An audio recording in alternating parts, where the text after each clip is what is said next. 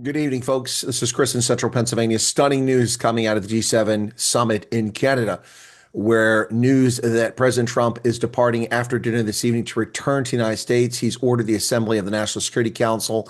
China has cautioned and warned its citizens to depart Israel. Trump previously warned everyone to get out of Tehran. Images of purportedly thousands, tens of thousands of people fleeing Tehran at this hour. Unconfirmed reports that the United States is engaged in military action against Iran at this hour. It seems doubtful with the president in Canada that would actually be the case, but we don't know. President Trump will return to the United States tonight and meet with the National Security Council after his dinner at the G7. If in fact we were engaged in combat operations against Iran at this hour, I seriously doubt the president will be sitting at a dinner with G7 leaders. Perhaps that is to come in the near future. I do not know. We will find out as the evening progresses. Stay tuned. We have a later broadcast tonight. We'll update you on what's actually happening here. Shocking developments. One event from this was that President Trump did sign a bilateral trade deal with the United Kingdom's Keir Starmer.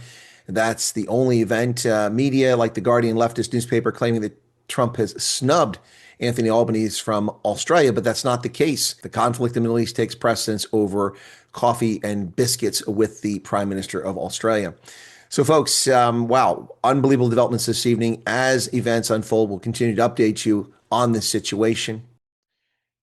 Press Secretary for the White House, Carolyn Leavitt, said this evening, just a few minutes ago, that President Trump had a great day at G7, even signing that major trade deal with the UK and Prime Minister Keir Starmer. Much was accomplished, but because of what's going on in the Middle East, the president is leaving tonight after dinner with heads of state. Meanwhile, the USS Nimitz Carrier Strike Group is sailing towards the Middle East ahead of schedule as events unfold in the Middle East in the conflict between Israel and Iran. The USS Nimitz Carrier Strike Group is on its way.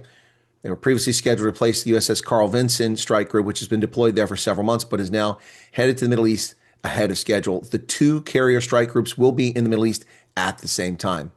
The Carl Vinson was the only aircraft carrying the region as of last Friday. Now it will be joined by the Nimitz.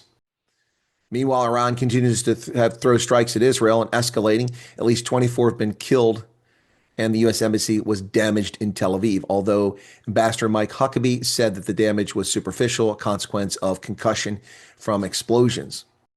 Just a day ago, President Trump on the 15th of June said Iran and Israel should make a deal and will make a deal, just like I got India and Pakistan to make, in that case by using trade with the United States to bring reason, cohesion, and sanity into the talks with two excellent leaders who were able to quickly make a decision to stop. But that is not the case here. We don't have excellent leaders in Tehran. We have fanatical lunatics.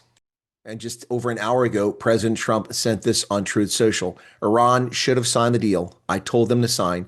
What a shame and waste of human life. Simply stated, Iran cannot have a nuclear weapon. I said it over and over again. Everyone should immediately evacuate Tehran. Ladies and gentlemen, all signs point to a massive potential strike against Iran later this evening or early tomorrow, whichever the case may be. More likely during the evening hours and darkness, taking advantage of stealth capabilities.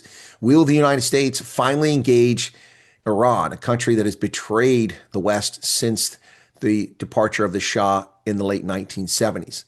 And become the major state sponsor of terrorism after superseding that of the regime of Muammar Gaddafi in Libya.